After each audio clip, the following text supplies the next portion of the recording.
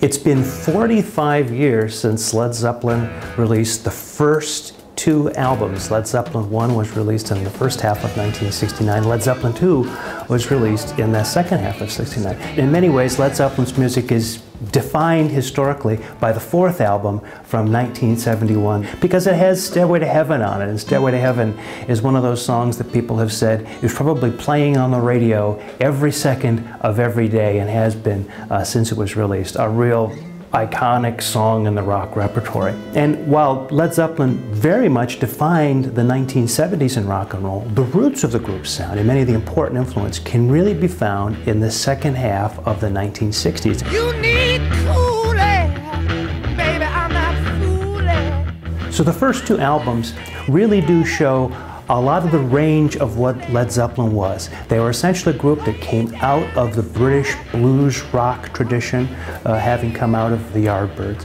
And so there hardly are any songs really on the first four Led Zeppelin albums that can't be attributed in one way, shape, or form to a previous blues number.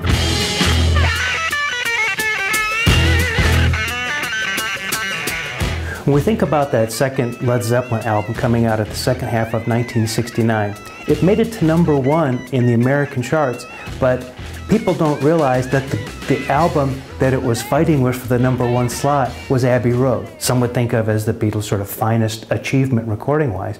And Led Zeppelin, which was really a fantastic record coming from an entirely different kind of blues-influenced kind of place. We don't typically think of Led Zeppelin as really duking it out with the Beatles, but in fact, that really was the case in the second half of 1969.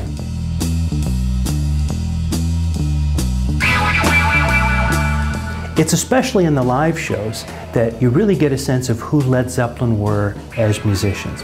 In fact, the studio recordings only capture a kind of boiled down version of what Led Zeppelin music was. They would do shows that lasted 4 hours in which songs would be stretched out with long jams and bringing in other kind of material. And so Led Zeppelin Live was really an almost kind of Grateful Dead kind of experience.